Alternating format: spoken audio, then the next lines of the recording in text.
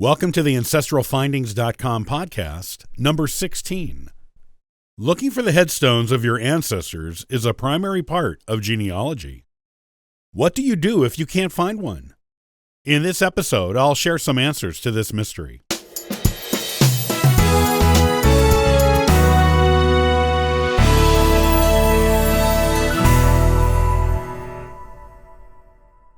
Looking for the graves of our ancestors is a basic part of genealogy. The headstones provide a tangible link between us and those who came before us.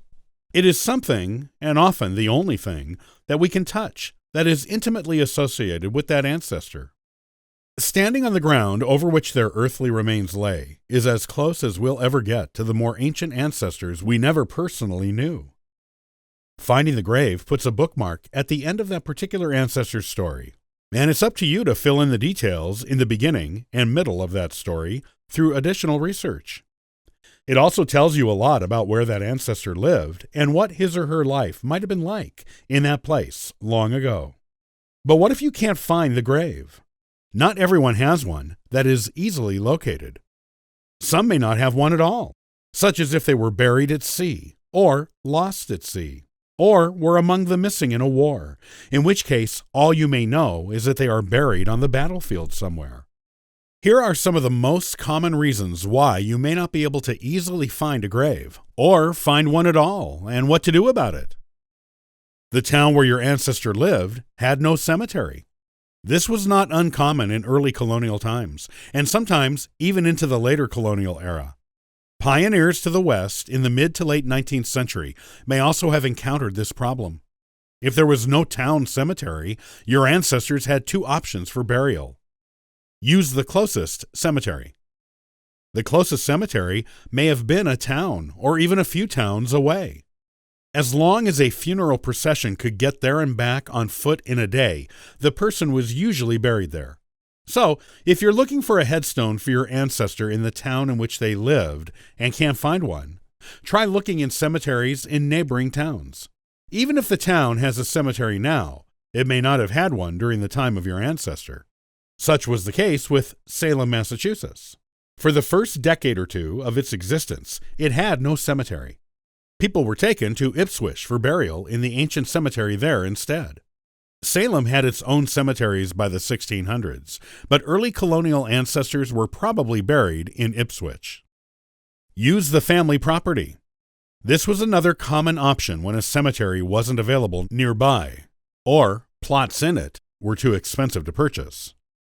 Roadsides and even some front and back yards of private houses all over New England have these little family cemeteries, which are protected by the state. In many cases, though, no headstones were used. In order to know if your ancestor was buried on private property, you will need an obituary or some other ancient document, such as a will, to prove it. The headstone is no longer there, or never was. In really old cemeteries, vandalism and weathering have been problems. Many of these old cemeteries have broken headstones, or ones that can no longer be read. I ran into this in Gloucester, Massachusetts, in the town's oldest cemetery.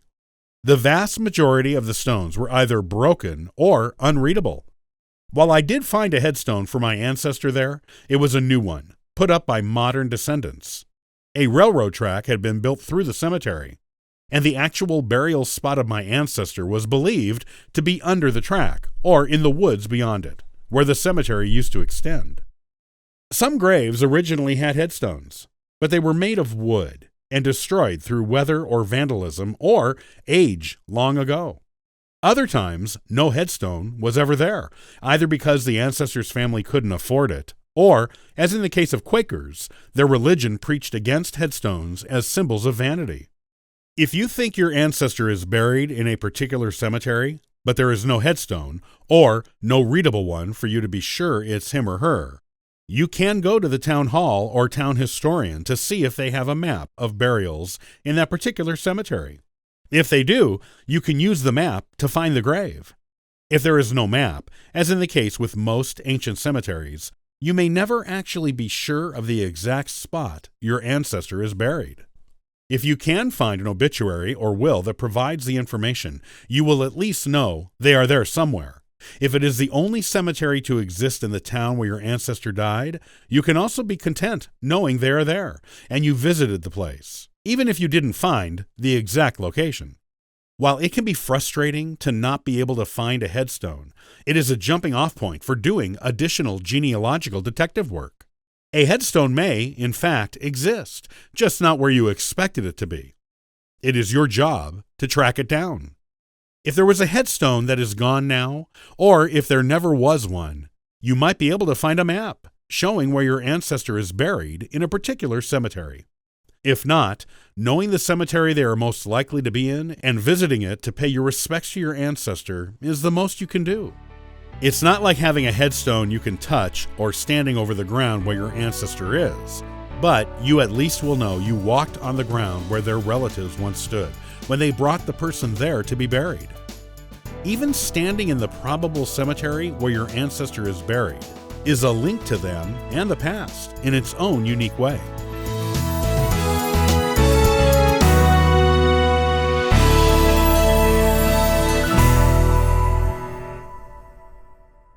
Are you ready to learn how to obtain birth records for your ancestors?